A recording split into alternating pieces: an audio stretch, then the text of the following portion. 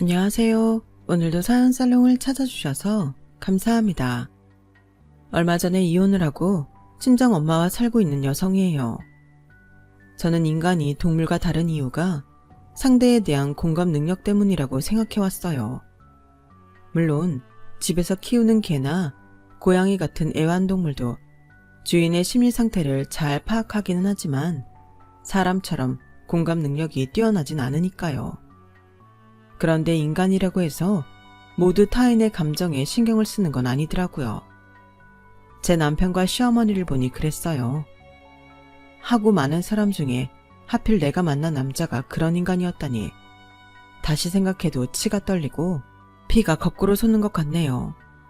그런데 또 웃긴 건 자기 엄마한테만큼은 공감 100배라는 거예요.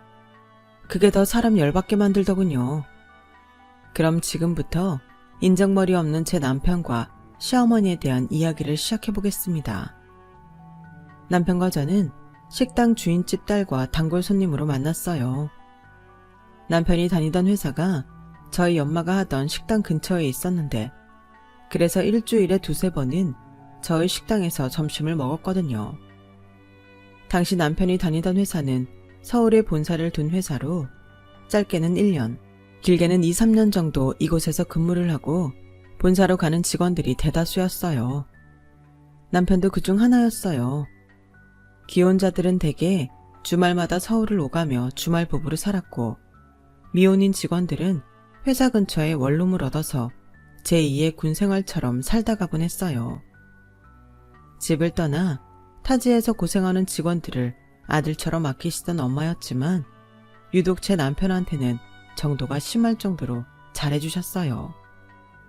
남편 몰래 밥 밑에 계란 후라이를 깔아주는 건 기본이고 라면 끓여 먹을 때 먹으라고 김치도 종류별로 싸주시곤 했어요.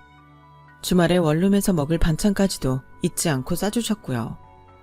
남편이 저희 식당에서 쓰는 밥값보다 저희 엄마가 공짜로 퍼주는 김치며 반찬값이 더 많이 들 정도였죠. 솔직히 저는 그게 불만이었어요. 어차피 시간 지나면 떠날 사람이고 한 번 가면 다시 못 볼 사람인데 뭐하러 그렇게 정을 주나 싶었거든요. 엄마, 도대체 저 사람한테는 왜 그렇게 퍼주는 거야? 어차피 2년 뒤면 서울지사로 돌아갈 사람인데 그렇게 정줄 필요 없잖아.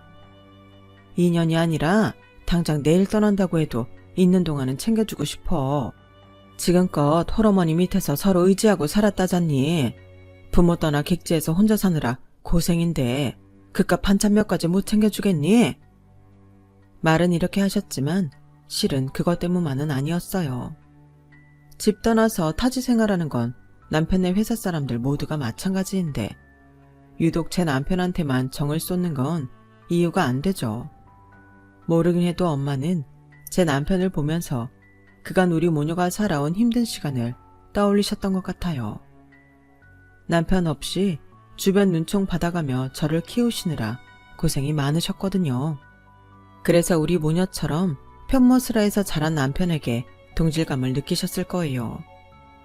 이유야 어찌됐건 엄마가 자기를 챙겨서 그런가 남편도 엄마한테 참 잘했어요. 식당에 올 때마다 빈손으로 오는 적이 없을 정도였죠. 여름엔 아이스크림도 사오고 가을엔 귤도 사오고 겨울엔 엄마가 좋아하시는 군밤도 사오곤 했어요. 그러면서 늘 살갑게 우리 장모님 이러고 부르면서 가게로 들어오곤 했죠. 왜 우리 엄마가 그쪽 장모님이에요? 떡 줄 사람은 생각도 안 하는데 웃겨 정말.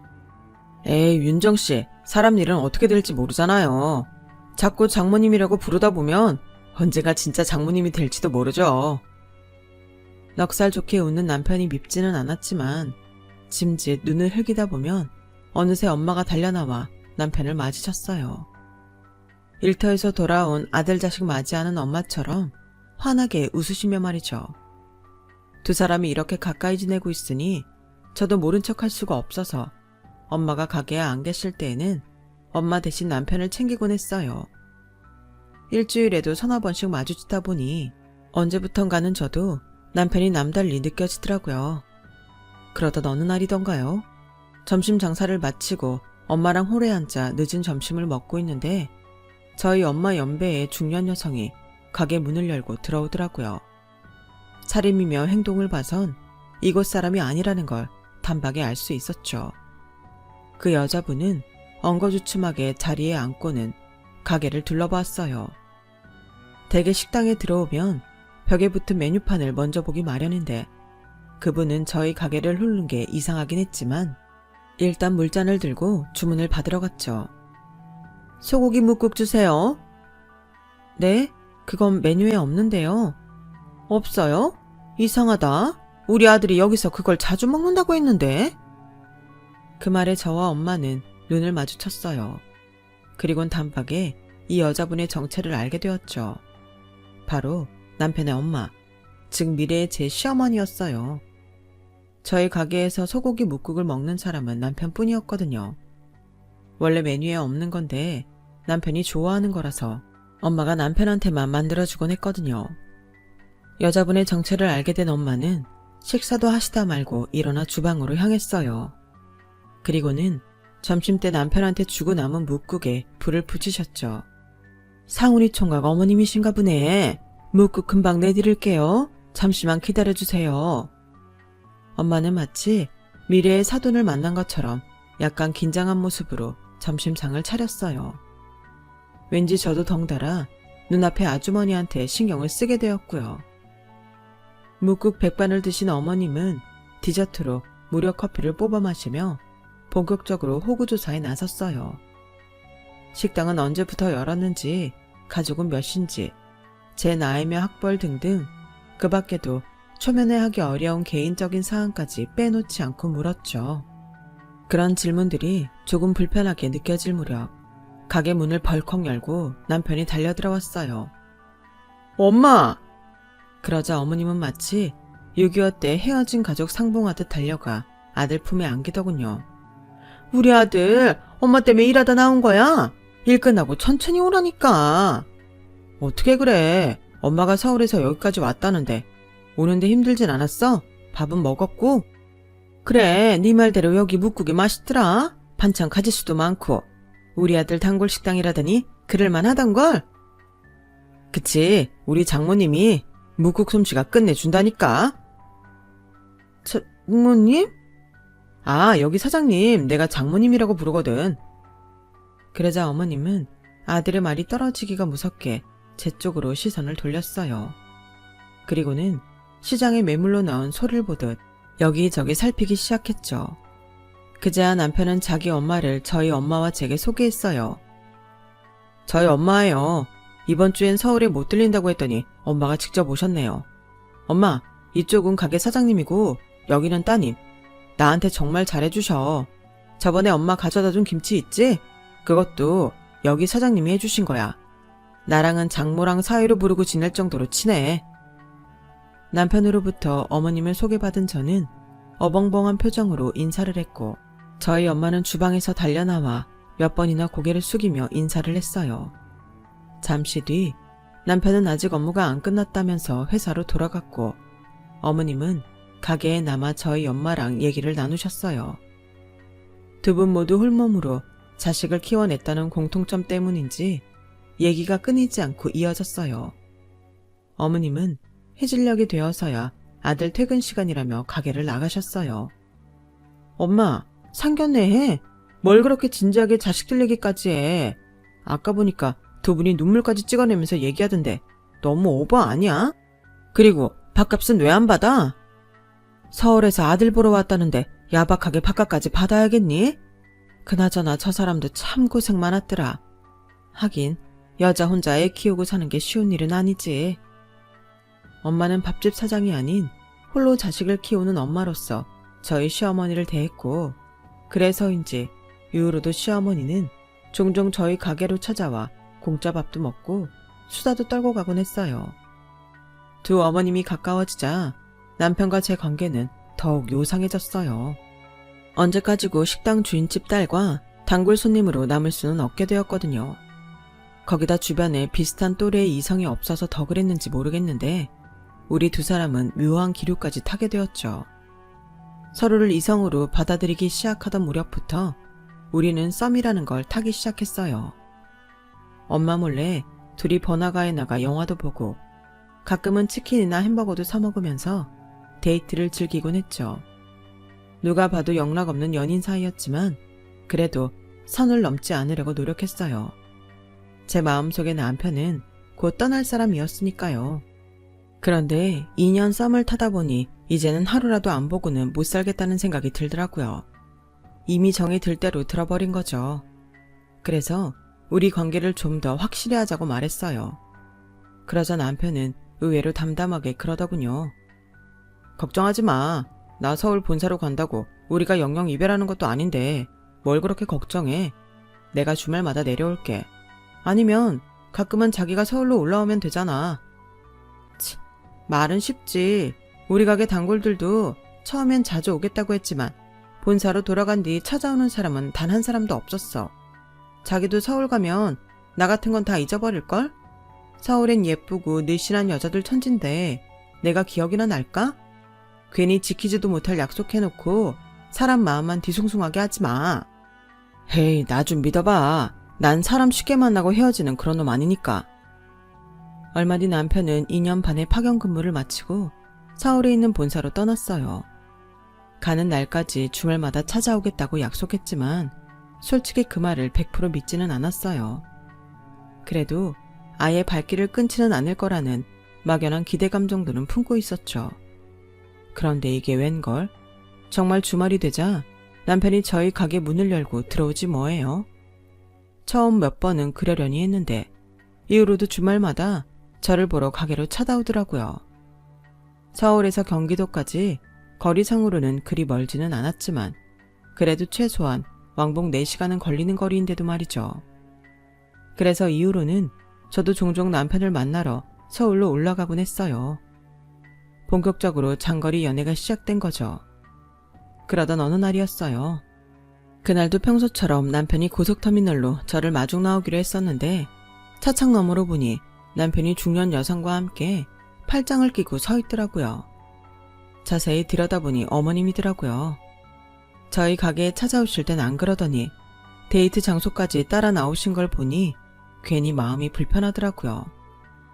우리가 사귀는 것도 이미 다 아시는 모양인데 만나면 뭐라고 인사를 해야 할지 고민하던 그때 어머님이 제가 탄 버스를 보시고는 얼른 기둥 뒤로 가서 숨으시더라고요.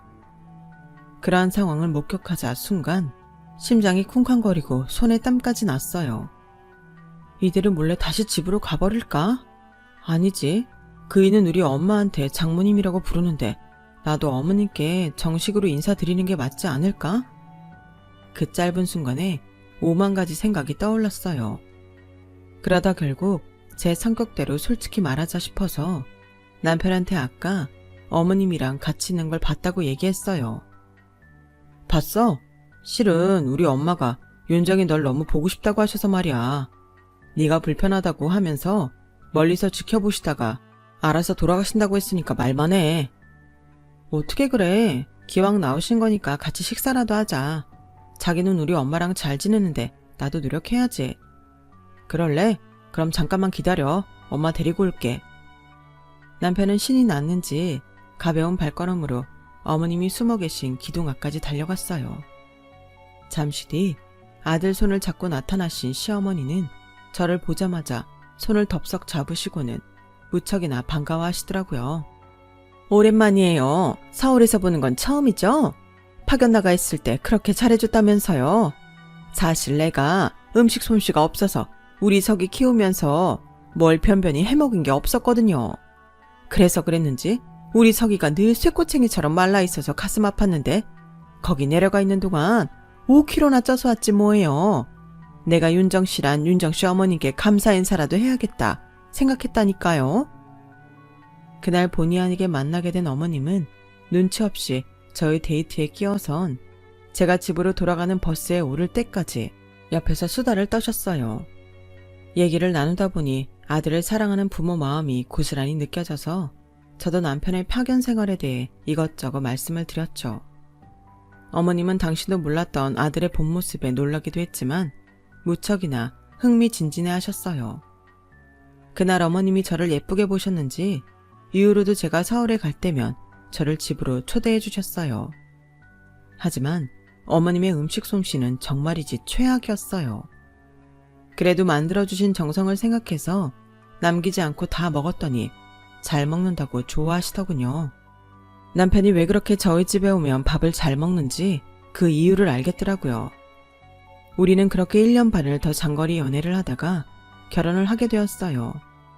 그런데 결혼을 앞두니 고민이 생기더라고요. 저만 서울로 시집을 오면 엄마 혼자 고향에 남을 게 걱정이 됐거든요. 저희 가게가 단골도 꽤 많고 목이 좋아서 규모는 작아도 일이 많거든요. 엄마 혼자 하는 건 무리였어요. 워낙 남하고 일하는 걸 싫어하셔서 그동안 바쁜 점심때만 홀서빙 아르바이트를 부르고 지냈는데 저 없으면 이제 그 정도로는 안 될 상황이었죠. 그래서 남편한테 그 얘기를 했더니 우리가 주말에 내려가서 도와드리면 되지 않을까? 잘 되는 식당을 닫기는 좀 아깝잖아. 자기가 식당 일을 몰라서 그래. 주말에 내려가서 도와드리는 걸로는 택도 없어. 매일 아침부터 밤까지 해야 하는 일이 얼마나 많은데 엄마 혼자서는 어림없다고. 그렇다고 사람 쓰는 건 엄마가 싫어하고 그냥 이참에 식당 접고 엄마도 서울 오시라고 할까봐 지금까지 일만 하고 사셨는데 이제 좀 쉬셔도 되잖아. 그간 벌어놓은 돈도 좀 있으니까. 난 반대야. 지금 식당 문 닫으면 어머님이 더 힘들어지실 거야. 일을 그만둔다는 건 내 필요가 다한 거라고 받아들이게 될 거란 말이야. 게다가 낯선 서울에 살게 되는 건데 일까지 없으면 더 버티기 힘들지. 차라리 서울에 가게를 얻어들이면 어떨까? 작은 식당이나 반찬 가게 같은 걸로 어머님 음식 솜씨면 금방 입소문 탈걸? 그때는 남편의 속마음을 몰랐기 때문에 모든 게 저희 엄마를 위한 거라고 생각했어요. 그래서 남편 의견을 따르기로 한 거였죠. 결혼식을 앞두고는 엄마를 모시고 아예 서울로 이사를 했어요. 아무래도 엄마 혼자 두고 저만 먼저 서울로 가려니 걱정이 되었거든요. 그래서 엄마 집 이사도 서둘렀죠. 엄마는 20년 넘게 하시던 식당을 접고 저희 집 근처 시장에 반찬 가게를 내셨어요. 배운 게 도둑질이라고 내가 먹는 장사밖엔 할 줄 아는 게 없잖니. 가게도 잡고 반찬 만드는 거야 뭐 지금까지 해오던 일이니까 걱정은 안 된다. 맛있으면 잘 팔리고 맛없으면 안 팔리겠지 뭐. 오랜 시간 살던 곳을 떠나 낯선 곳에서 새롭게 시작을 하는 건데도 엄마는 조금도 두려워하는 기색이 없었어요. 오히려 한 10년 반찬 가게만 해온 사람처럼 능숙하게 가게를 꾸려나갔어요. 처음엔 저희 신혼집 근처에 친정엄마를 모시고 사는 게 시어머니한테 눈치가 보였는데 정작 어머님은 그런 거에 전혀 개의치 않으시더라고요. 오히려 사돈 덕에 공짜 반찬 얻어먹을 수 있어서 좋다고 그러시는 거예요. 당일 가게에서 팔다 남은 반찬들을 다음날까지 팔 수가 없으니까 엄마가 저희 집에도 주시고 시어머니 댁에도 나눠주셨거든요. 안 그래도 음식 솜씨가 없어서 요리하는 걸 꺼려하시던 시어머니한테는 이보다 좋을 수가 없었던 거죠. 내가 사돈복이 있나 봐요. 이렇게 맛있는 반찬을 골고루 얻어먹게 됐잖아요. 이게 다 며느리를 잘 들인 덕이겠죠? 시어머니는 저희 엄마 가게에서 반찬을 가져가실 때마다 립 서비스를 확실하게 해주셨어요. 덕분에 저희 엄마도 딸 옆에 살면서 사돈 눈치도 덜 보게 되었고요. 한동안은 제가 엄마를 도와 반찬 가게 일을 하다가 임신을 하고 막달이 다가오면서 일을 그만뒀어요. 배가 무거워지니까 카운터를 지키는 것도 버거울 정도로 힘이 들더라고요. 출산 후에는 애 키우느라 짬이 안 나서 역시나 엄마 가게 일을 도울 수가 없었어요. 그리고 살림과 육아에 빠져 지내는 사이 엄마는 혼자 반찬 가게를 운영하셨어요. 엄마 음식 솜씨 때문인지 시장에 유동인구가 많아서 그런지 엄마 가게는 식당을 할 때랑 거의 비슷할 정도로 잘 됐어요. 남편이 인터넷으로 홍보를 해준 것도 매출에 도움이 됐던 것 같고요. 하지만 장사가 잘 될수록 고민도 늘어갔어요. 제가 육아랑 살림 때문에 가게 일을 돕기 어려운 판에 가게 일이 많이 늘었으니까요. 엄마는 아직 할만하다고 하셨지만 그래도 걱정이 되는 건 어쩔 수 없었어요. 그러던 어느 날이었어요. 애를 등에 업고 엄마 가게로 갔는데 엄마 가게로 열무랑 얼갈이가 배달되고 있더라고요. 그런데 그 양이 엄청난 거예요. 엄마, 이게 다 뭐야? 이걸 다 김치하려고 한 거야? 아니, 열무김치는 익기 전에 팔아야 되는데 한 번에 이렇게 많이 할 필요가 있어? 주문이 많이 들어와서 그래. 박서방이 인터넷으로 주문을 받아주는데 열무김치가 그렇게 잘 나가네. 주문에 맞추려면 배추김치도 얼른 해야 되는데 배추가 아직 안 절여져서 큰일이다. 뭐? 배추김치? 엄마, 도대체 그 이가 어디서 어떻게 주문을 받길래 이렇게 많은 양이 필요한 거야? 그럼 지금까지 엄마 혼자 이걸 다 했던 거야? 순간 열이 확 올랐어요. 아무리 돈 버는 게 좋다고는 하지만 환갑을 바라보는 엄마가 혼자 감당할 일이 아니었으니까요.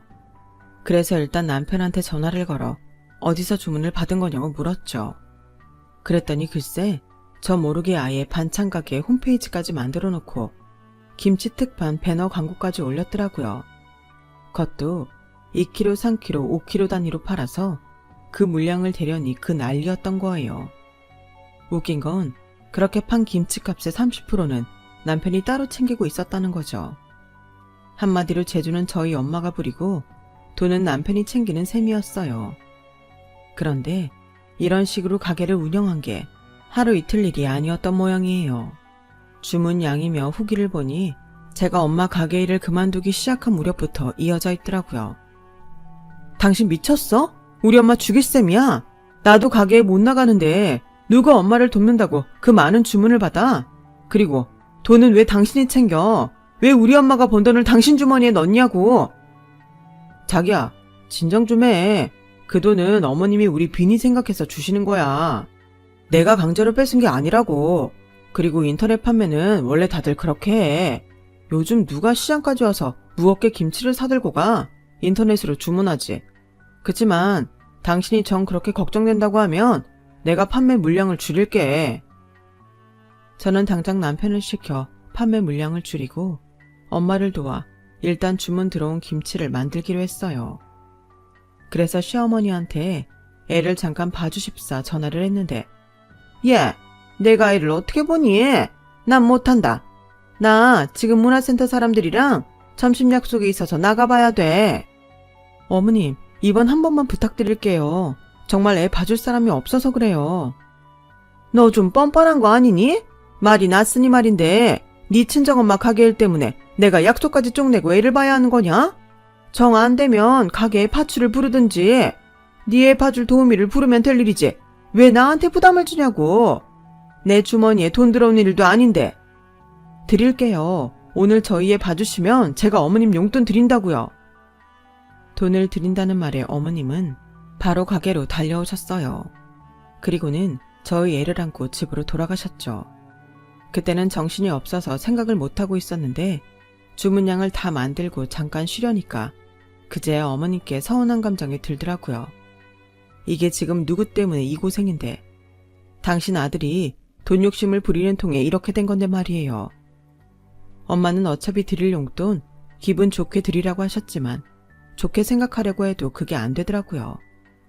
그 이후 저는 남편한테서 가게 홈페이지 일을 뺏었어요. 돈이고 나발이고 하나뿐인 내 엄마가 그 고생을 하는데 두고 볼 수가 없었거든요. 그런데 이번 일을 통해 그동안 제가 몰랐던 사실 한 가지를 알게 되었어요. 남편이 저희 엄마 가게 페이지를 관리하면서 챙긴 돈이 시어머니 용돈으로 들어갔다는 사실이었죠. 엄마 딴에는 가게 일을 도와주는 사위가 고마워서 제 남편한테 커미션을 챙겨가라고 하셨던 건데 이놈의 인간이 커미션을 30%나 떼어서 자기 엄마한테 줬던 거예요. 그런데도 시어머니는 당신 손주 몇 시간 봐주는 것도 싫다고 난리를 친 거였죠. 결국 그날도 용돈으로 20만 원을 받아 챙기고서야 우리 애를 봐주신 거고요. 생각할수록 이놈의 모자가 야속하고 미웠어요. 그런데 이 일로 화를 내기도 전에 안 좋은 일이 생겨버렸어요. 엄마가 소화도 안 되고 살도 빠지고 두통도 심해서 병원에 갔더니 종합적으로 검사를 해봐야 한다며 대형 병원으로 가라고 하는 거예요. 동네 병원 사무장님이 예약해준 대학병원에 갔더니 뇌종양이 의심된다며 검사 결과를 기다려보자고 하더군요. 결과를 기다리는 내내 저도 엄마도 긴장이 돼서 입에 침이 마를 정도였어요. 그리고 드디어 결과가 나왔는데 의사가 걱정하던 대로 양성 종양이었어요. 그렇게 뇌 종양 판정을 받은 엄마는 이튿날 병원에 입원을 했어요. 수술이 불가피한 데다 담당 선생님 수술 스케줄에 맞추느라 바로 수술을 진행하게 되었거든요. 제가 병원에서 엄마와 함께 지내는 동안 아이는 시어머님이 봐주시기로 했어요. 남편은 퇴근 후에 들러서 엄마를 보고 가곤 했고요. 그런데 수술 당일 엄마 상태가 안 좋아서 당장 수술이 어렵게 된 거예요. 다시 잡은 수술 날짜까지는 5일 뒤라서 저는 엄마 집에 가서 속옷을 더 챙겨오려고 했어요. 그런데 엄마 집 현관에 신발이 보이더라고요. 하나는 시어머니 신발이었고 다른 하나는 남편 신발이었어요. 이 시간에 회사에 있어야 할 사람 신발을 보자 기분이 이상하더라고요. 그때였어요. 안방에서 모자의 목소리가 들리더라고요. 엄마, 이것도 파는 게 낫겠지? 잠깐만 이리 줘봐. 이건 내가 해도 되겠는데? 어머, 이거 브랜드 제품이네? 윤장이 걔가 지엄마 쓸 거라고 비싼 걸로 사준 모양이다. 아들, 어때? 이 스카프 엄마가 하니까 더 잘 어울리지?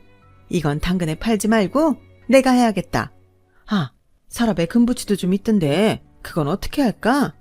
어차피 지금 네 장모 상태라면 수술을 해도 정상적으로 못 돌아올 텐데 이거 쓸 일이 있겠니? 세팅 다시 해서 내가 쓰는 게 낫지 않아? 뭐 그러든가. 지금 그 사람은 장모님 일로 정신 없어서 이런 거 챙길 여유 없어. 나중에 뭐라고 하면 집을 오래 비워놔서 도둑이 들었나 보다고 하면 되지 뭐. 엄마, 주방에 있는 토스터기 좀 닦아줘. 당근에 올리려면 좀 닦아야 할 것 같아. 그래, 알았어. TV랑 화장대도 사겠다는 사람 있으면 싸게라도 팔아. 이참에 목돈 좀 잡아보자. 시어머니는 제가 거실에 있는 것도 모르고 콧노래까지 부르며 안방에서 나왔어요. 그러다 저를 보고는 귀신을 본 것처럼 비명을 지르더군요. 그 바람에 남편도 안방에서 달려나왔어요. 여보, 당신이 여기 왜 있어? 장모님 수술할 시간 아니야? 수술이 벌써 끝난 거야? 아니면 설마 돌아가신 거야? 순간 남편의 눈이 번쩍였어요. 그건 분명 기대감이었죠. 그걸 확인하자 속에서 천불이 나더라고요. 왜? 우리 엄마가 죽었으면 좋겠니? 그럼 당근에 팔 물건이 느니까? 정말 대단한 모자네. 우리 엄마 수술대에 오를 때까지 기다리느라 얼마나 지루했을까? 수술 시간 되자마자 달려와서 당근에 내다 팔 물건 챙길 정도로 그렇게 돈이 궁했나 봐. 당신들이 뭔데 우리 엄마 오시며 가방까지 팔아먹으려 들어? 니들이 뭘 해줬다고 내 엄마 물건을 훔치냐고. 넌 당근질하느라 회사도 안 가니? 정말 대단하다. 모자가 아주 대단해. 야, 너 무슨 말이 그러니? 누가 들으면 우리가 도둑질이라도 하다 걸린 줄 알겠다. 어차피 네 엄마 그 수술 받으면 온전한 상태로 못 돌아와. 옷이며 구두며 죄다 못 쓰게 되는데 그걸 팔아 돈이라도 만들면 너도 좋고 우리도 좋은 거 아니니? 일찍 청소 좀 했다 생각하면 될걸? 뭐 그렇게 오버를 하고 난리야. 차라리 잘됐다. 이렇게 온 김에 내가 팔 물건 좀 네가 골라라. 근데 네 엄마 수술은 어쩌고 네가 여기에 와 있는 거냐? 설마 돌아가신 거냐? 그래서 장례 준비하려고 온 거야? 어머어머, 그럼 이럴 때가 아니지. 아들, 네 회사에서 장모 장례비 나온다고 하지 않았니? 아니, 부조금이었나? 암튼 얼른 회사에 연락해서 받을 수 있는 게 뭔지 죄다 알아봐.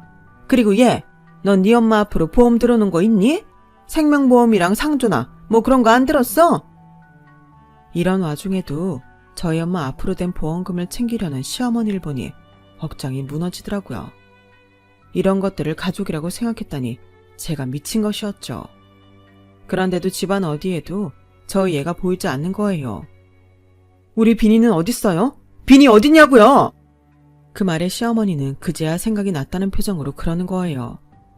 애가 자길래 집에 두고 왔지. 뭐라고요? 그럼 집에 애만 두고 왔다는 거예요? 어머님, 정말 제정신이세요? 저는 그 길로 미친 듯이 시댁으로 달려갔어요. 택시를 타고 10분 거리였지만 시댁까지 가는 그 10분이 제게는 10년처럼 길게 느껴졌어요. 혹시 무슨 일이라도 생기면 어쩌나 너무 걱정이 돼서 다리에 힘까지 풀리더라고요. 현관 비밀번호를 누르는데 손이 어찌나 떨리던지 비밀번호 오류가 2번이나 났어요. 안으로 들어가 보니 다행히 아이는 이제 막 잠에서 깼는지 칭얼대기 시작하더라고요. 얼른 아이를 품에 안고 상태를 살폈지만 이상한 구석은 없었어요. 그제야 미친 듯이 뛰던 심장이 조금씩 제 속도를 찼더군요. 아이를 들쳐맨 저는 다시 엄마 집으로 가서 남편과 시어머니를 내쫓았어요. 그리고는 이미 당근에 올린 엄마 물건들을 전부 지우라고 했죠. 여보, 어차피 어머님 돌아가시면 불태워 없앨 거 지금 파는 게 낫잖아. 그러니까 그냥 팔자. 이거 팔아서 자기가 가지면 되잖아. 엄마랑 난 손끝 하나 안 댈래. 야, 이 미친놈아. 멀쩡히 살아있는 내 엄마 옷을 왜 팔아?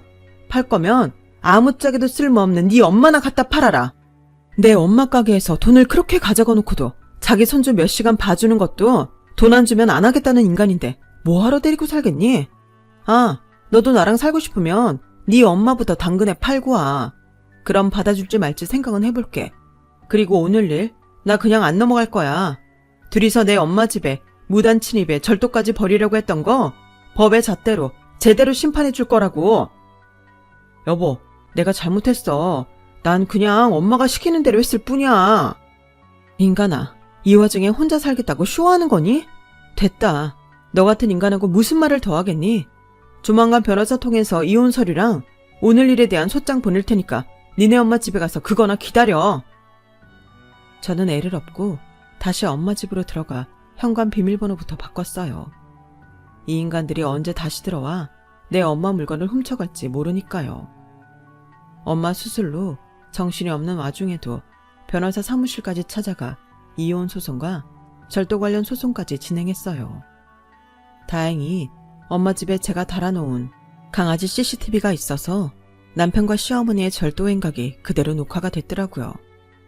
이 CCTV는 혼자 사는 엄마가 걱정돼서 제가 달아놓은 거였는데 이렇게 사용하게 될 줄은 몰랐네요. 거기다 남편이 당근에 올린 기록도 캡처를 떠둬서 재판 때 사용할 생각이에요. 얼마 뒤 엄마는 무사히 수술을 받았고 다행히 결과가 좋아서 지금은 회복 중이세요.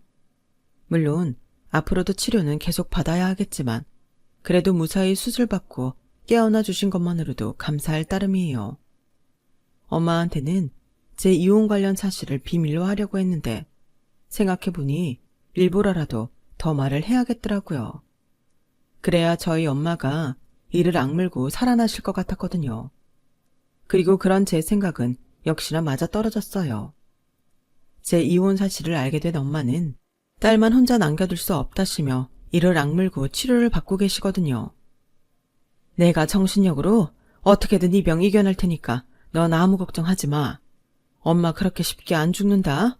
내 딸이랑 손주까지 두고 내가 어떻게 죽어? 지금까지도 어떻게 살아냈는데. 그러니까 엄마 걱정은 말고 넌 소송에나 집중해. 고얀 것들 죗값 톡톡히 치르게 해. 애 아빠라고 용서해 줄 것도 없어. 그런 아빠는 없는 게 나으니까.